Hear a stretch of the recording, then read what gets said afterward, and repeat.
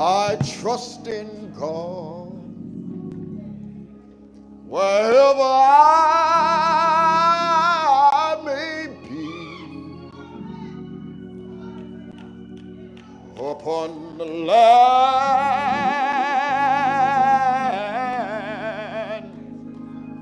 upon the rolling sea.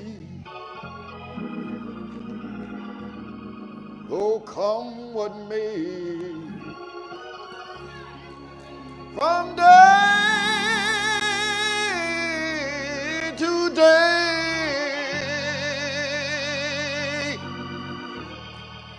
my heavenly Father watches over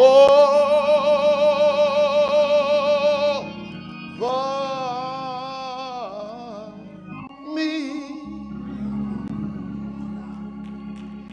I trust in God. I know He cares for me.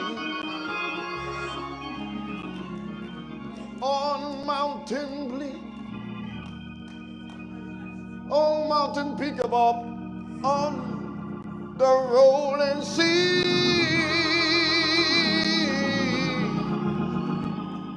let the billow roll. Yeah,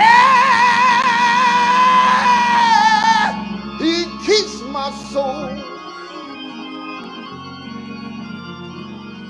My heavenly Father, He's watching over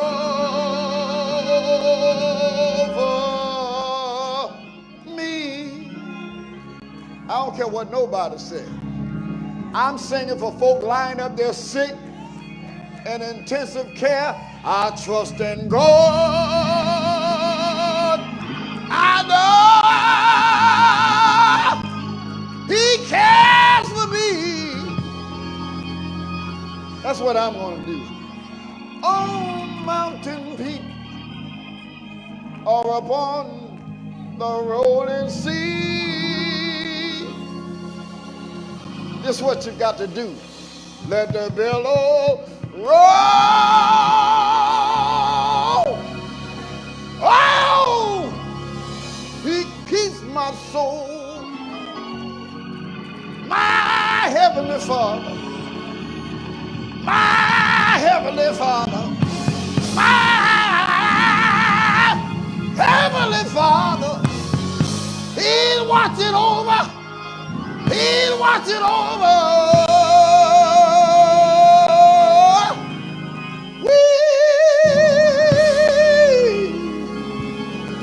Yeah.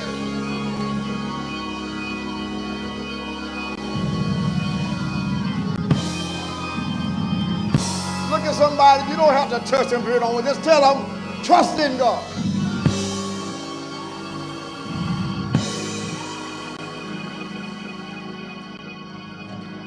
God's going to take care of it. I want to talk for a few minutes about how to deal with a crisis. How to deal with a crisis. And that's what we're in today. We're in a crisis. Thank you, Bradley. And I hope that you're watching me at home, that the words that falls from my lips will be a blessing to you during this frightening time. And one of the texts that really caught my attention, somebody's in a crisis. There were so many I wanted to talk about. I changed my sermon that I was going to preach about, Pass Me Not, O Gentle Savior, on my songs. But the Lord says, speak to this crisis. And I really want you to look at Exodus chapter 14 today. And it's really dealing with the children of Israel. And you can keep your seats, because just keep your seats today.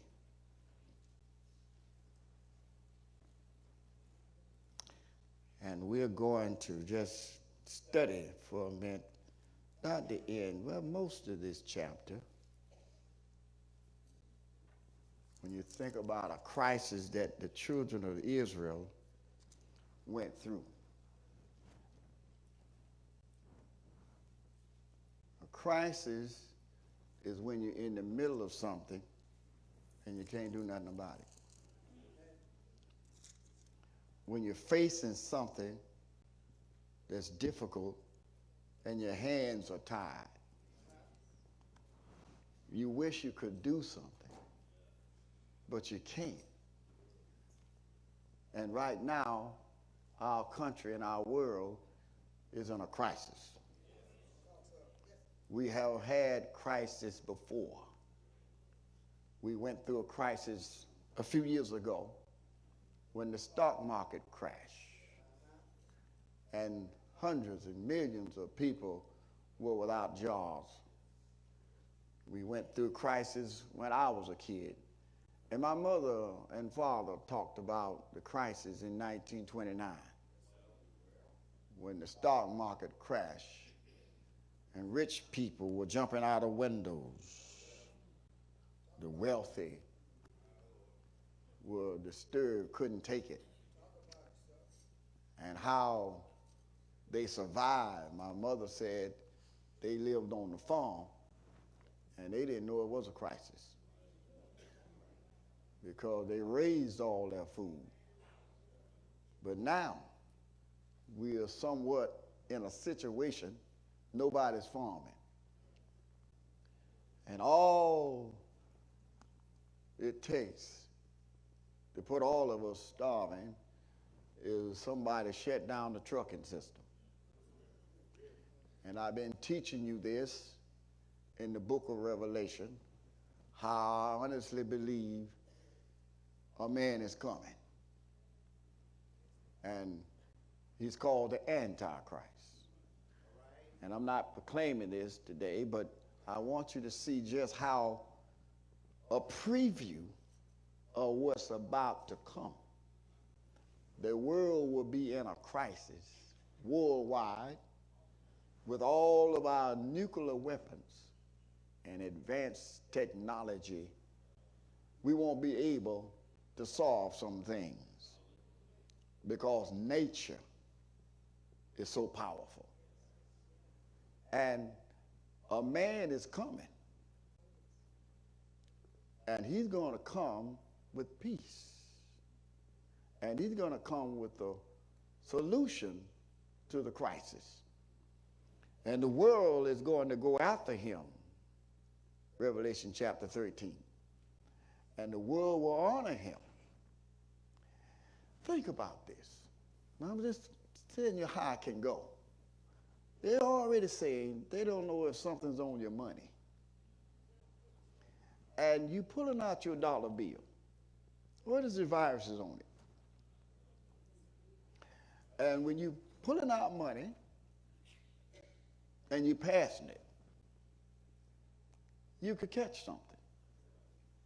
We're not even thinking about that.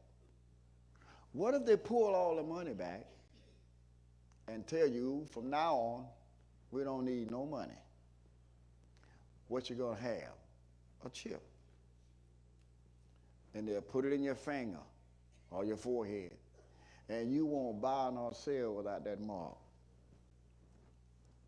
Do you see how easy technology has moved us into a situation that a person can come and tell you, you can't buy nor sell without my mark? We never thought about it. Something like this can affect your money. And the government will say, I'm taking care of you. And if you don't do what I say, you starve. If there's ever been a time when the church need to be reading the Bible, is now. The Bible says many people are going to come up declaring themselves as Christ. False prophets will come. And a false prophet will introduce the Antichrist. The apostate church is coming, where The church people don't like church. There was a time when I was a kid as a boy preacher, I saw people walking to church. Now we got a car next door, won't go. People don't like going to church. When I was a kid, they would run. I heard my older preacher say back before I was born that people used to walk 10 miles to church. Those older mothers know that they would be walking 10 to 20 miles to church, and they would hear them singing and wanted to take off running. When they were here, they didn't have no air conditioning. They had those open windows. And when folk were singing, they could hear miles away. And they would run. I asked a 100-year-old lady, how did you all make it when it was raining and the roads were muddy to church? She said, we manage. I said, how? She said, that's all I'm telling you. We manage. We got there in the wagons, got stuck in the mud, and we walked in the mud. We manage. A crisis, some good things about crisis that I've thought about before I get into this message. Crises are so important that we need them. Because it's through a crisis it brings us together. When you're going through a crisis, you don't care nothing about what color somebody. The rich will sit with the poor. A crisis brings people together. And this crisis has brought us together. All denominations, all churches, men of all the color. What happened in 9/11? A crisis. That's what made my old camp meeting number one. I had no idea this little old boy preacher from Macon would hit worldwide. I used to pray when I was a child, Lord, let my name ring all around the world. And I said, well, I want to sing all around the world and preach. And I didn't know how God was going to do it. So when I got older, I said, well, Lord, I went in a few countries, I sang, but you didn't let it ring around the world.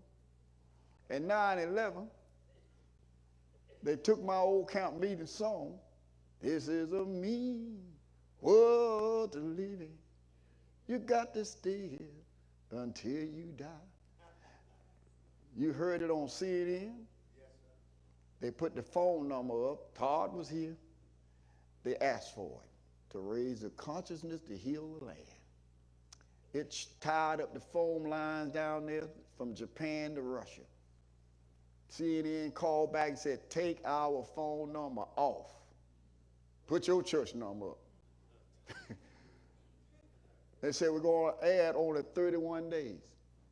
I go through the airport, hearing my voice. Preachers call me, that ain't Flemming. That's not Flemming. That's probably some old record of an old camp meeting song. It was your pastor. It went all over the world. They told me, we can't put your name up there. It's a commercial. We can only just put Bin Laden and all the who Todd put the thing together. And we sent that. And I kept saying, Lord, you didn't let my name ring around the world. He said, I did. I said, how? 9/11. So a childhood prayer was answered. He didn't let it ring around the way I wanted it, but it went out around the world the way he wanted it. God said, I'm not letting you get the big head. I said, God did let it ring around the world, but not my way. Wouldn't even put my name on. But it went around the world. And they came back, and Todd was working here, and said, we want another one. I said, what they want? They want one about hunger in the world, to arouse hunger in the homeless. Then I got all dignified. I went to the studio system, and I started singing.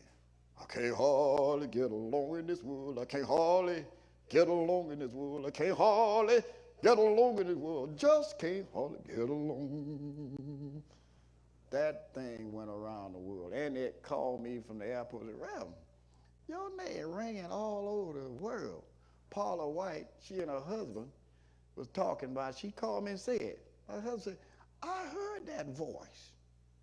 And she said to her husband, that's Flemming's voice. It went around the world again. I said, my God. Didn't get a dime.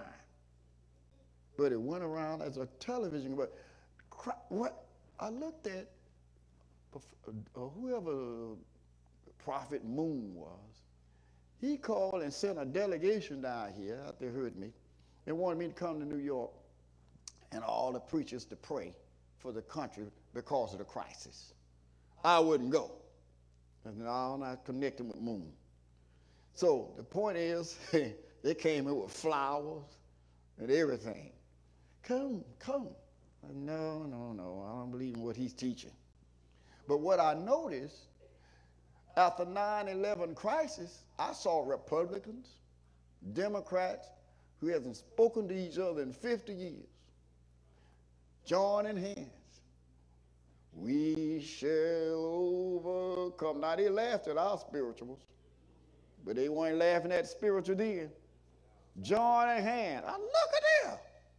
Republicans and Democrats holding hands. We shall overcome. I said, my God, a crisis brought us together. And a crisis brings people together. I tell you what, you let something bad happen here in Atlanta, and some of you all that won't speak to each other in here. Baby, I just ain't spoke to you. I've been trying to get to you. But how you doing? Because everybody hungry and everybody starving, and you'll forget your enemies through a crisis. The neat thing about crisis will bring out stuff in you didn't know you had. Some of you all don't pray, but you're going to pray now. And some of you are going to find out you can out-pray me. You let a crisis come on. Well, the bass player go to preaching. I mean, a crisis will make you start getting serious, and you start saying, you know, all this I'm going through, I didn't know I had to give to sing. I didn't know I had to give to write. I didn't know I had to give to survive. I went through this, and God, how did I make it through that? I learned how to do without and live on a little. A crisis teaches you how to live on a little. Some of you don't think you got to have filet mignon every time you eat. You let it get to where we don't have nothing. You learn how to eat cornbread with, what that stuff y'all had in that cornbread? No, that piece of meat. Crackling bread. That's it.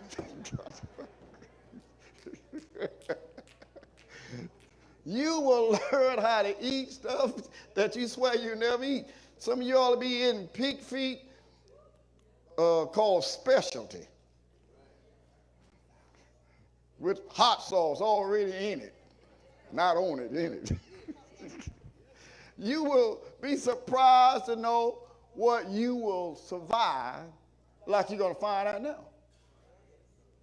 You'd be surprised to know how you're going to survive in a crisis. A crisis teaches you how to live without. A crisis teaches you how to go to the thing that's necessary. Crisis is a test to what's in you. The test is who you believe. I mean, where is your faith that God's going to take care of you? You can't. Some folk will scare you because it gets attention. And I always told you about Chicken Little, didn't I? The young people don't. You all know about Chicken Little? You all too young know about Chicken Little. The little kids just laughing. Chicken Little was walking around one day, and something fell on her and hit her, and she took off running. And she went to holler. The sky is falling. The sky is falling. And she ran down and told the chickens. The sky's falling. They said it is. They got scared. Let's run. So chicken little got some other chicken. Then she went to the ducks. The sky is falling. The duck said it is. Let's run. She ran out and told the pigs. The sky is falling. The pig said it is. Let's run. And she went and told the wolf. The sky is falling. The wolf said it is. Come on down my hole. He had pig feet, duck meat, drumstick, eggs. How did that wolf get them down there? Spirit of fear. Everybody got scared. And all it takes is one mouth to make everybody afraid. Gossip. Running your mouth. Oof. We got to learn not to be controlled with the spirit of fear. This Christ is going to bring out of you whether you trust God or not. Do you believe in God or man?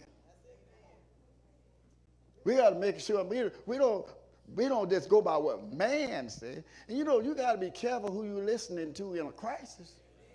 You got to be careful who you talk to in a crisis. When you're going through something, you can't tell everybody. Some folk can't handle your crisis. And by the way, some crises are just for you and not other people. God will put you through a crisis to develop you, to bring out that gift in you, to show you you can make it through more than you think you can. Whatever it is, watch this, a crisis never lasts long. If you hold on through a storm, you'll make it. And don't get afraid because crises are seasonal. Wait it out. Stand still. Don't go selling your swimming trunks because it's getting cold. You're going to need them next summer. Don't go making quick moves. Don't sell off your mink coat because it's summer. You're going to need it when it's cold. Don't act the fool when things are acting and causing panic. Let me throw some Bible on this. Well, I'm trying to walk and I don't want to read nothing because it's getting my mind. I preach better when they read it. But I want you to just think about this way I teach on Wednesday anyway. I want you to look at the 14th chapter of Exodus and read it about the children of Israel in a crisis. Now, God called Moses, and Moses at the burning bush. I don't have a lot of time to exegete this, but God called Moses at the burning bush, and when he called Moses, he had developed him. He'd been running from Pharaoh because he murdered a man, and now he runs to the wilderness at 40 years old. Watch, Moses' life is divided 40, 40, 40. 40 years running from Pharaoh, 40 years in the wilderness watching sheep, and 40 more years leading the children of Israel through the wilderness. 40 years running, 40 years selling, and 40 more years traveling. That's what makes his life. 40 is a time of testing. Everybody over 40 know you between old and young. So when you're 40 years old, your body changing. Man gonna do what he need to do it before he's 40. 40, all of you all over 40, right now you between old and young. You in the middle. They call it middle age. And you're supposed to know what you're doing by 40. 40, you're supposed to be settling down because you got more problem, more years in front, more years behind than what you got in front. But whatever it is, you got to wait till you get to your aching 80s, then you'll know. So whatever a young man need to do, I tell him, get out of high school, get out of college, 21, 25 years old, you need to be now getting a good job, finishing college, getting a career started, and settle down with a family by 30. You know why? You don't want to be 40 years old trying to raise a kid when you're 50. You don't have enough money. You get 60 years old trying to raise a child, that's your check. When we were having our children, we put them 4 years apart. So when one come out of college, one going in. So it won't have both in college. Using good strategy. So you don't want two kids in college, you too broke. One come out, another go in. Give me a break. Do what you're going to do and get yourself established.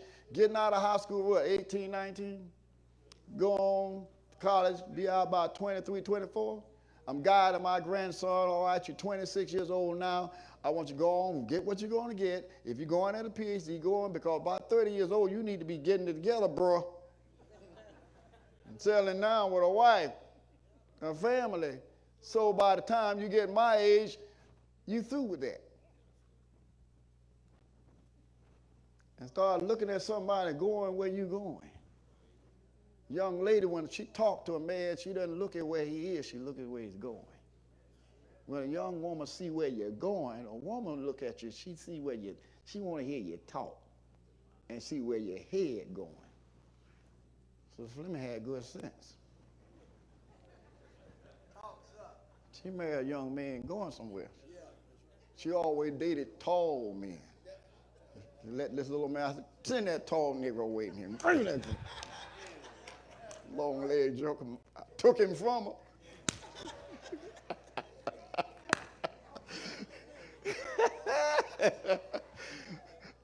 She said, you're short, you ain't us. That's all right, I can reach up.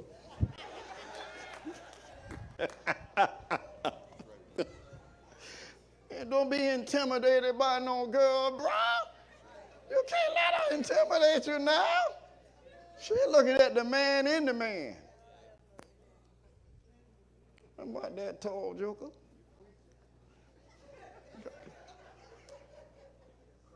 That's right. You know, women say, you short? I say, yeah, I can reach up to her. If I can't, I saw Victor the Hill son one day, and he knew I was looking. Girl must have said something to him short. You know, but he got on something, stood up on. I fell out laughing at little elder. He said, I'm tall now. She just looked. The crisis teach you how to just live one day at a time.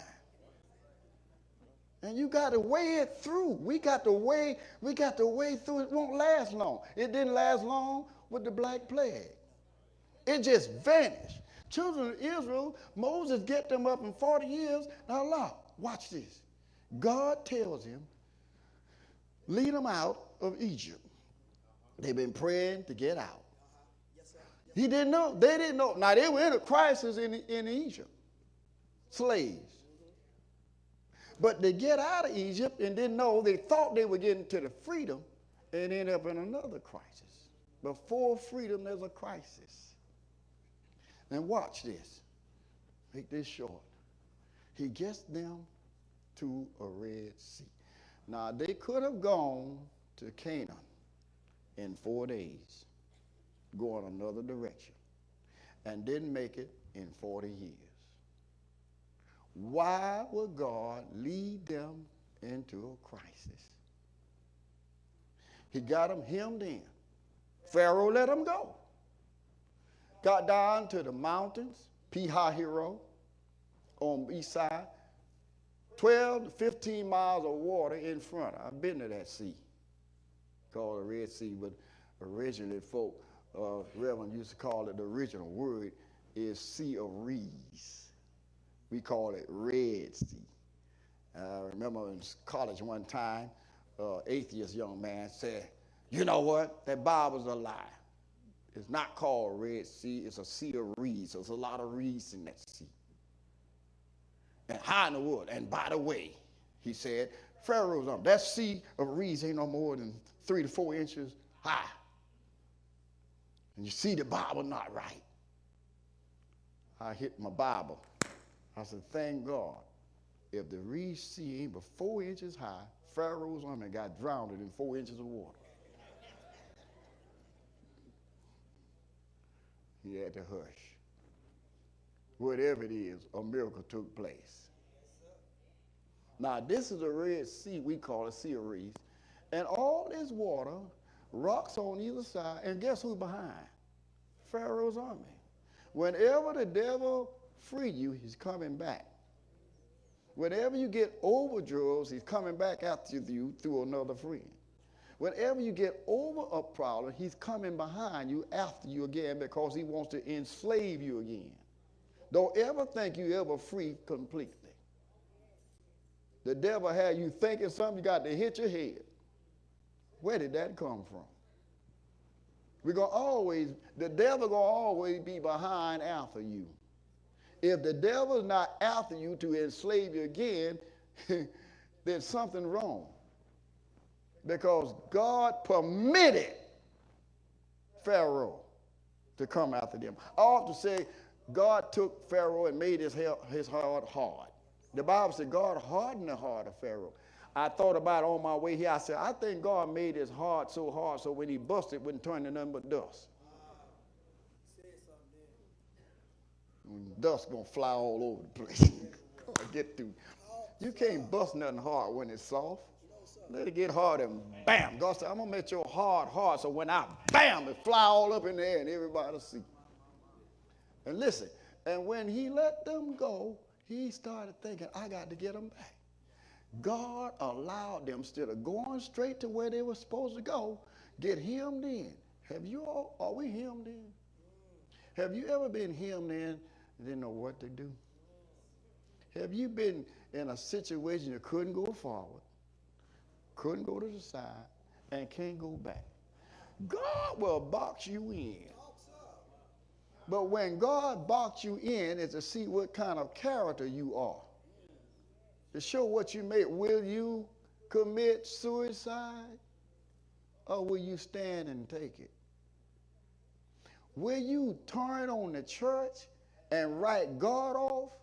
Or go on the church saying, I'm coming and no matter what? Look out. When you get boxed in, you know something about that? When you get boxed in, will you write God off or will you turn to him? My goodness, son.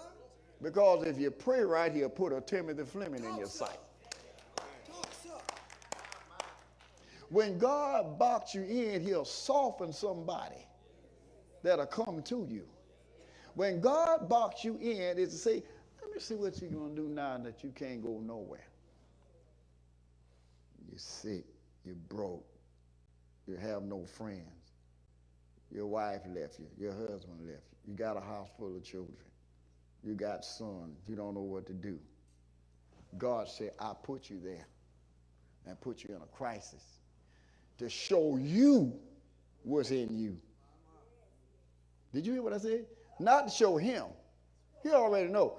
To show you, you're not what you say you are. You're not the Christian you think you are. You're not as strong as you pretend you are. You'll cuss like everybody else instead of pray. And I want to show you what's going to come out of you when stuff happens like this. I want to see, are you a prayer? Do you know how to pray? Say a prayer and pray in a prayer. I want to show you that'll be a time it won't be what your mama said, it won't be what you said. Mama prayed for you. You better pray for you now, mama gone.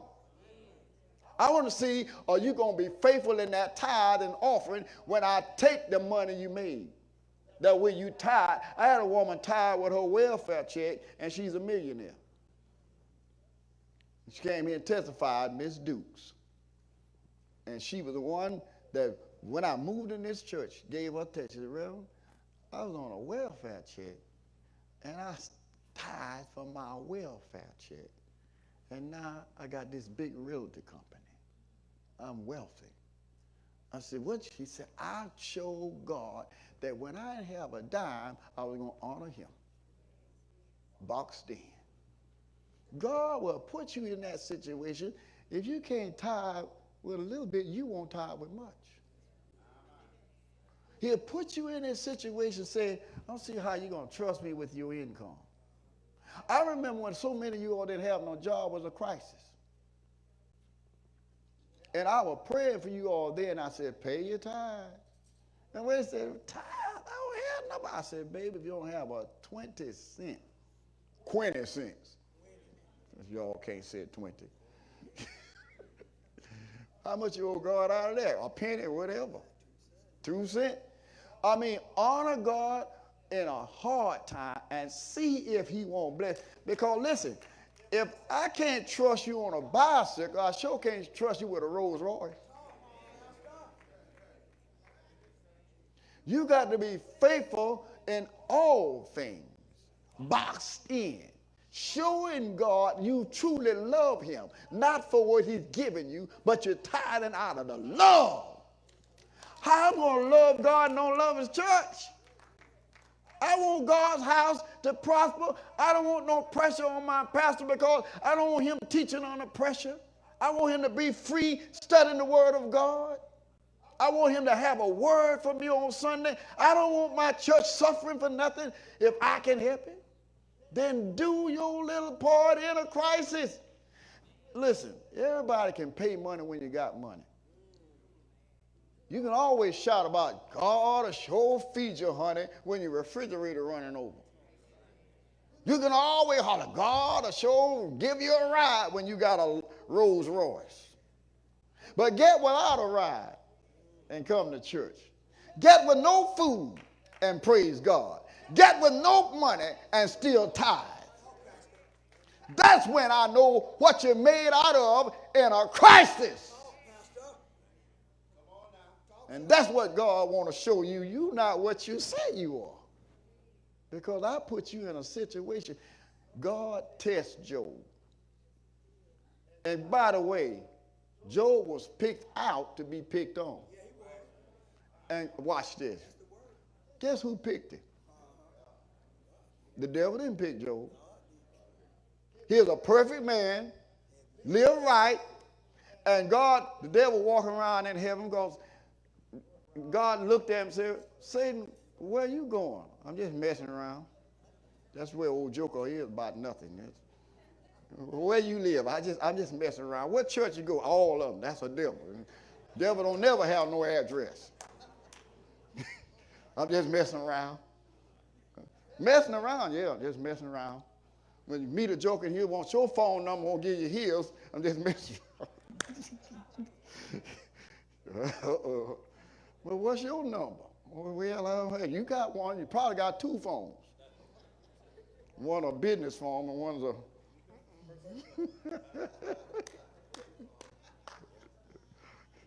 The point is, you watch folk who run from church to church messing around. Let me tell you something about people who ho-hop, church hopping. I didn't mean to say ho-hop, but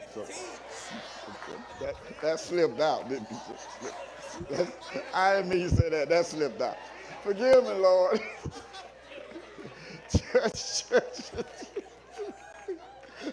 Oh, that's an old folk word. You know about that word ho-hopping. You know what that is. But I'm talking about church hop.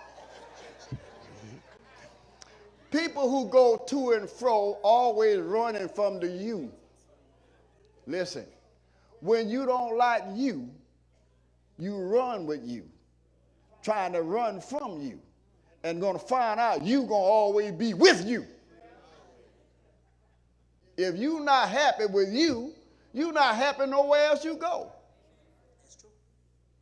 Because you have to learn how to live with you, and you got to live with you. And most people who run never satisfied are not happy with themselves. And they look for happiness in everywhere else. So when they go to another church, let me find something perfect here. And when they don't find nothing perfect there, none of these folk here either. Then they run to another church. And some people can sit in the church and stay forever. They learn how to live with themselves. You don't run from job to job unless you're not happy with you. When you go from job to job, it's not the boss, it's you. You have learned that You going to have enemies, and everything not going to go right no matter where you go. There's no perfect utopia here. That's life, that people go through storm. Churches get mad. They all got mad with me a lot of Sundays, and I got mad with you. Sometimes y'all say, oh, Flemming. Sometimes I say, oh, Mom, come on, go around. Show me the way to this door. I ain't coming back here no more. I'm going to go on home and retire. Tired of these Negroes. They're getting on my nerves. My good Lord. God said, get back out there. Get back out. You come back out that door. Lord, I'm tired of these colored folk. Said, didn't I tell you what you went through to get here? And you think I'm going to let you sit around in here and think everybody loves you? You ain't preaching for them. I put you here. You got to stay where God put you, because it may be that's making you. Boxed in. Listen to me, world. What they did when they got boxed in a crisis is what some folk don't ever do. Don't listen to the blamers. They blame Moses. Now, they were glad when Moses let them out. But when they got in a crisis, see, if you'd left us alone, we didn't come looking for you. You came around here talking about God told you something. We were out here just doing our slavery work just fine. And now you came in. Now, they didn't say that when Moses was going through all the battles. God is able. Look for God. God sent down the plagues. God sent the water red. God sent the frogs into place, lice into place. All these different things start happening in Egypt. God is moving, honey. God's finna get us out of here. God is a good God. God gave me a nice house. God is providing. Oh, I'm the head and not the tail. Well, how in the world are you going to have a head without a tail? I always hear, I'm the head, not the tail. You got to be both to be human. You ain't a head and a tail. No, we're talking about, I'm just trying to make a living. You're already living. What you doing working yourself down? Trying to make a living. Why you didn't come to church? Trying to make a living. You're already living. Aren't you breathing? You need to be trying to make a life. God got you there. Woo! God help me today that somebody listen and needs crisis. Don't blame. When we get in trouble, it's your kinfolk. We try to blame the mother-in-law. We try to blame the friend who introduced you. We try to blame God. We try to blame people for your failure. If I hadn't married you, I'd be here. If I hadn't gotten involved, if I wasn't born and these brothers and sisters pulling me down, you sleep with them. You blame the church, you blame the preacher, we blame the president. We blame everybody when things go wrong instead of blaming ourselves. Could it be it's just life? They went to blaming Moses, the one who led them out. You led us out here, and if we hadn't followed you, we'd been caught. Here's the key. Don't blame. God could probably be using adversity to develop you so you can deal with crisis later. We run a child giving them everything they want. When they grow up, they think they're supposed to get everything they want.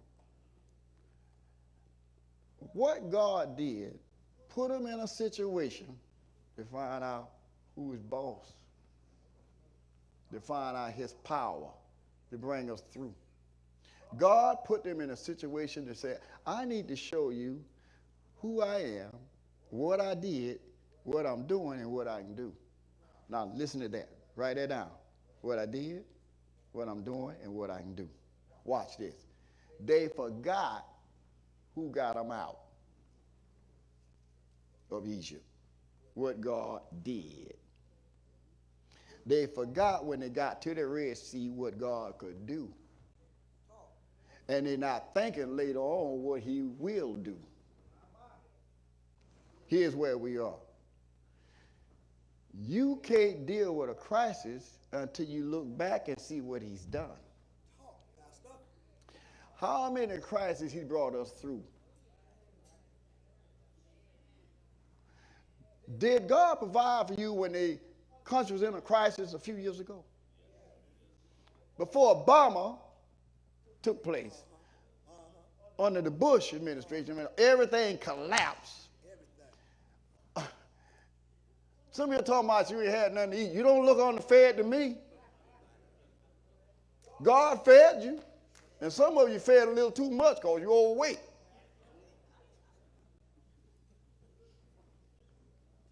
Didn't God provide 15 years ago? Then what are you worrying about now? Oh, the stock market going to crash. Some of us already crashed. We walk around crash. You ain't got a dime. You ain't had none. Your pocketbook been crashed a long time ago. We used to hard times. Did God feed you before? Then do you think he brought us this far to kill us? Look at the history and what he's done in other crises. Fed you, took care of you. Whew. And now right here you're going to forget what he can do. Watch this. When he got them to the Red Sea and they went to blaming Moses, God was saying, I'm going to see what you're going to do. Moses. He tells them, stand still. See the salvation of the Lord. What we're supposed to do right now, not panic, but stand still. What? And watch God act. Be still, God will fight your battle. Be still, God will fight your battle. Be still, God will fight your battle. God will fight your battle if you just be still. Keeper singing. I like Keeper. I heard a white choir somewhere in the other world. All them white, we were singing, Keeper praying, Keeper praying. Go on YouTube and see how many folks singing your pastor's song all over the world. White and black. And they, you know it's mine because I'm saying Keeper. It's not good grammar. It's supposed to be keep praying. I like Keeper praying. And you'd be surprised. All these people, white and black, singing Reverend Flemming's song. I wrote that. And listen, and they singing Got the Devil Under My Feet, aren't they? White and black, all over the world, I'm seeing folks saying, now somebody in the road are talking about got him under my feet. That's what they're taking my song, got him under my feet. You can't say got the devil. Got it, it's under you. No, it's under your feet. You go around and type on YouTube and say, got devil under my feet, and see how many folk taking my song. And I'm trying to get him to put it back out like Harvard with Canton Spiritual said, half the world haven't heard it. Shirley C said, you didn't do nothing with that. That's a hit. Got the devil under my feet. I didn't know it was a hit. I didn't know what I had. He's showing you right now, I can put you in, as powerful as America is, I can put you in Russia in a situation you can't do nothing. Because I'm finna show my power by the prayers of the saints. Watch what's going to happen now that we pray. Watch what I said. Something's going to vanish when I'm praying. Watch and see if they don't come up with something. When the world stop turning, panic, and turn to God. You know why? God said, I'm going to put you all in this situation, show you who the boss. I made this world. I made it. God's got the last word on what's going to happen to all of us. I want somebody to say amen. Amen. Since you're scared to touch somebody, just say amen. Amen. And all we need to do is stand still and watch God act. We're going home. When you stand still and don't panic and say, I'm going to live until something kills me. I'm going to live. I'm going to be cautious. I'm going to wash my hands. Before you all came here last night, I went all through the church with Lysol. I came back here last night, went all over the church, Lysol, and just sprayed the house. And I may spray something when you're gone, Lysol. Kill germs in the air. Got little kids, get some sprayed in the house, at least once or twice a week. Somebody had a baby. I said, no, stay in the house. Spray the house. Lysol. Don't have that. Ain't got no, get some vinegar. Real vinegar. So Flemming and I were eating yesterday. I said, all right, now give me a lemon. We took a lemon, put that lemon on there and wash the utensil off. Lemon. I'll never go nowhere and drink water without lemon. That lemon is a cleanser. What I want to tell you, keep your hand washed and keep your body clean out. Clean out your gut.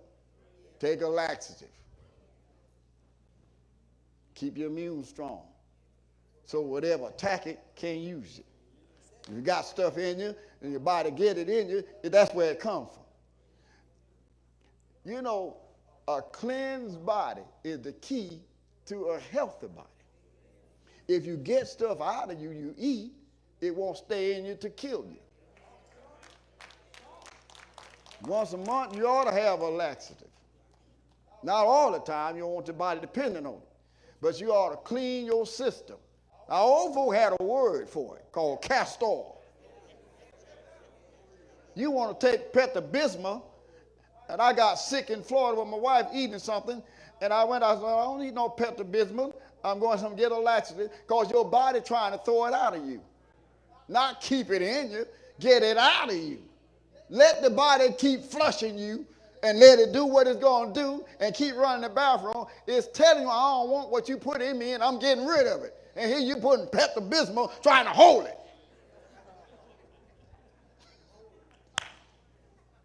Stand for a minute. Yeah, when you say, I got to go, got to go. And all the men ought to be eating asparagus. Asparagus clean your colon and your liver. Kale too. Eat a lot of vegetables. If you're giving these children hamburgers, give them some multivitamins. And all you men got prostate problems, running the bathroom all night. I told you what to do. Go get you some pumpkin seed. Doctor trying to give me some. I've taken prostate medicine one time, losing weight, and I threw that stuff away. I said, I ain't taking this medicine. You're making me losing weight. And I said, God, show me. I went to reading, pumpkin seed. I ain't been running the bathroom all night since.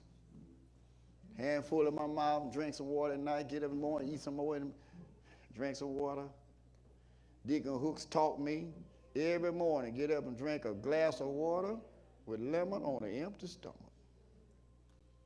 I said, that's how come you can jump a pew. Deacon Hooks taught me that. Big glass of water on room temperature, not cold. And it's going to send you straight to the restroom because breakfast is pushing stuff out you. So it don't kill you. So you stand still and watch God act. And you know what? He lifted up that rod, and that water, I don't have much time to talk about it, I'm going to quit. It opened up. And God let them go through. But when they got through that Red Sea, and they were 40 years getting to where they were going, when they could have gone there after in 3 days. Why God did that in a crisis? Preparing you for what he's going to give you, you got to have that same strength to keep it. So God let you go through stuff so he got something big for you. And when you get that big thing, you got to have some hard times to know how to not run from it. Hard times teach you stability. That's why I don't run no more. Been through enough. That I'm used to trouble. And I'm not running from the devil, nobody else. I'm ready for you. You done beat me up so many times, Satan, hit me again, hit me again. And God is developing us and waking the church up, giving you, what did I say? Don't forget what I said, what this all means. What all this mean? A preview what? Of what's coming. A preview. Listen, Trump just tried to sign a peace covenant between the Arabs and the Jews. Didn't you see it? That's what the Antichrist is going to do. I'm not saying he is. It's a preview. The Antichrist is going to sign a peace covenant between the Arabs and the Jews. Why not America? All these other countries are connected. The war we're fighting with most Arabs are over Israel. And if you get the Jews and the Arabs right, it's going to be peace. The Bible said the Antichrist is going to sign a 7-year peace plan. Why? All your trouble keep coming from the Middle East. And once he get the world to sign it, he going to make sure you get that mark, that chip, where you can't buy or sell. And he going to shut the Christians out, because the devil hate Christians and Jews. We will be the ones he's going after if you left behind. They're already shooting and killing in churches. They already bring pistols in churches. Some folk don't like preachers. The devil is going to go after Christians and Jews. Why? They're the people of God. And once he signed that 7-year peace plan, everybody going to go to shouting, oh man, this man can heal folk. This man can call down fire from heaven, the Bible said. He can solve everything. He's a peacemaker. And after 3.5 years, you know what he's going to say? Listen, I got you all doing good now. Got jobs, economy booming, the oil prices down. Oh, look what I did. Everybody will say, you sure did. All right, I'm God. What? I'm God. Worship me for what I did. Then hell breaking out. The Jews and all of it. Oh, no, we thank you for that. But no, you're not our God. I'll kill you. He'll behead Christians. He will go after the Jews. They will run to a place called Petra. And when they run to Petra, is a lot of rocky place. I've been there. It's right beneath there, the army of Armageddon. I've been to the army of Armageddon, where it's going to be in the valley of Jehoshaphat. And they're going to run there and hide in the rocks from him. And when they run and hide from the Antichrist, he's coming at them. And when he's about to wipe them out, somebody coming out the sky. And it'll be Jesus. And the saints that have been caught up with him will be coming with him on cloud. Put an end to the Antichrist. Listen, audience, isn't it amazing? Again, I want you to think about something before we go home. Isn't it amazing? I'm shocked I said what I said in January, what was going to happen global. But isn't it amazing? Everything got worse in January. Soon as we hit 6,000 years. Did you know January, biblically, the world is 6,000 years old? There's no more than 1,900 years ago Jesus died. 2,000 years ago Jesus died. And every 2,000 years something catastrophic happened. Go back and read your history. Every 2,000 years something worldwide catastrophic. And we just got the worst of this stuff in January.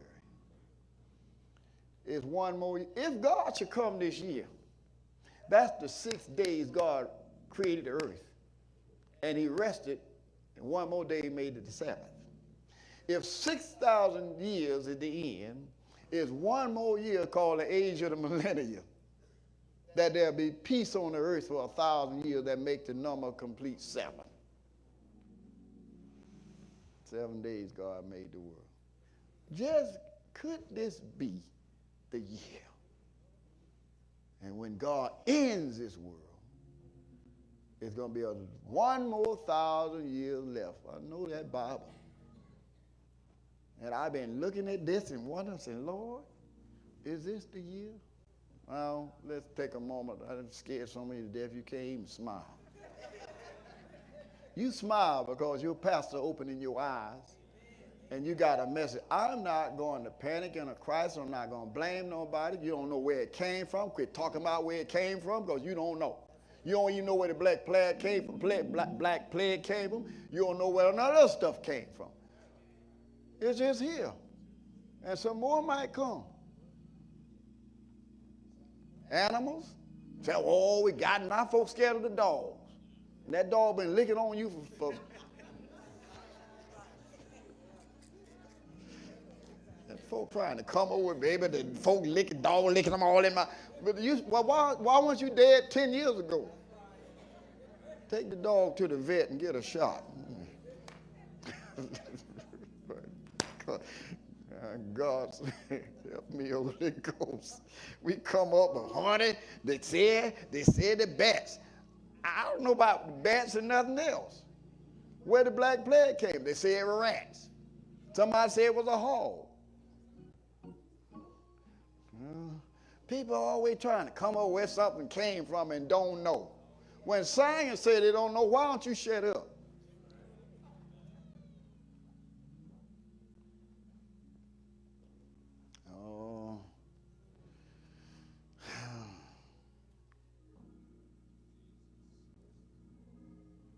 Some of you all still think by the inch, gossip by the yard, and gonna get kicked by the foot.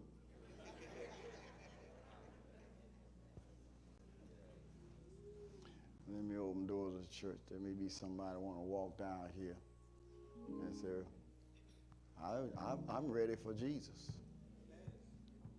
There may be somebody saying, you know what?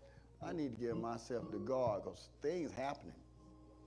And I don't want to be left behind. Yeah, maybe you watching right now, you have damned everything about God, but you're going to see God's power. And he's going to make a way through the Red Sea and show you he can handle a crisis in the past, one today, and the future. I'm trusting God. The doors of the church open. I surrender all. You may be watching me. You can give yourself to God right here live because Reverend just got a little caught up today. You can say, you know, I don't want to be left behind. God is running this world. I surrender all. God's running this world. I